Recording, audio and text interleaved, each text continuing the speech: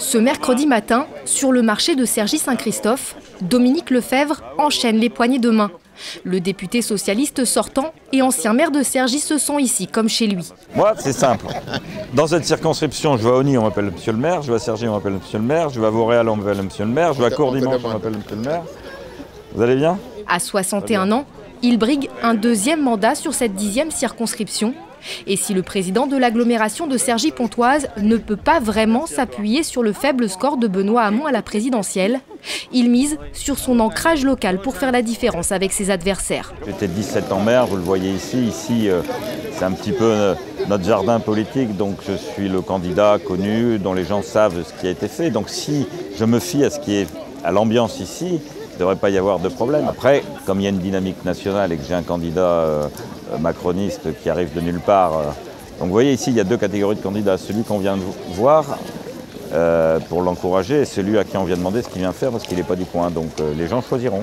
Car Dominique Lefebvre, qui avait pourtant appelé à soutenir Emmanuel Macron dès le premier tour de la présidentielle, puis annoncé vouloir se rallier à la majorité présidentielle, a face à lui un candidat de La République En Marche, Aurélien Taché.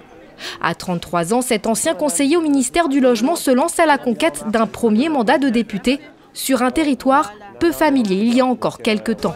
Bonjour madame, votre candidat avec Emmanuel Macron pour les élections dimanche. Le portrait du président de la République à côté du sien sur son tract, Aurélien Taché espère bien que la victoire d'Emmanuel Macron le conduira à l'Assemblée nationale. C'est toujours important dans des moments où il y a un petit peu de confusion que les gens puissent s'y retrouver et que ceux qui veulent donner une majorité au président de la République sachent pour qui ils doivent voter. Et sur la 10e circonscription du Val d'Oise, c'est pour moi qu'ils doivent voter s'ils veulent que le président de la République puisse mettre son projet en œuvre. Mais sur la 10e circonscription, une autre candidate espère surfer sur la dynamique de la présidentielle. Katia Noin-Le-Danois, candidate de la France Insoumise, le mouvement politique porté par Jean-Luc Mélenchon. Ici à Cergy, Jean-Luc Mélenchon a devancé l'actuel président de la République avec près de 32% des suffrages. Bonjour mesdames, est-ce que vous avez eu les informations pour les législatives autres que celui-ci, c'est-à-dire par exemple pour que celui qui donne la priorité pour les enfants par exemple avec des cantines bio et écologiques. Issue de la société civile, à 59 ans, elle tente pour la première fois de décrocher un mandat politique. Nous sommes très confiants, on s'aperçoit que les jeunes, particulièrement les jeunes, nous accueillent avec beaucoup de chaleur et on les sent éco-responsables, on les sent investis dans la vie politique. Ils n'ont pas envie de voir toujours les mêmes têtes. La France Insoumise n'ayant pas réussi à se mettre d'accord avec le Parti communiste, les voix de Jean-Luc Mélenchon vont inéluctablement se disperser. Une dispersion que devrait subir plus largement l'ensemble de la gauche. De quoi rendre la candidate Les Républicains optimistes dans cette circonscription à gauche depuis son redécoupage en 2012. Ce jour-là, Virginie Tinland tracte aussi aux côtés de sa suppléante. Bonjour monsieur, vous avez la candidate, sa suppléante. On est là sur le terrain pour vous dire bonjour. Bonjour monsieur. Oui, et lisez bien le tract. Il faut élire des femmes, on est pragmatique.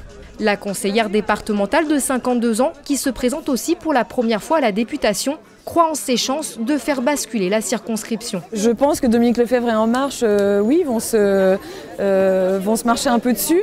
Et donc c'est pour ça aussi que j'ai toute ma place. D'abord parce que c'est l'alternance et le renouvellement. C'est surtout le renouvellement. Je suis une femme aussi, je pense que ça compte. Même si on n'est pas majoritaire, il faut qu'on porte la voix et qu'on porte les idées de ma famille politique déjà d'une part, mais aussi des habitants de la circonscription. 12 autres candidats se présentent aux élections législatives dans la 10e circonscription du Val d'Oise. Le premier tour aura lieu dimanche 11 juin.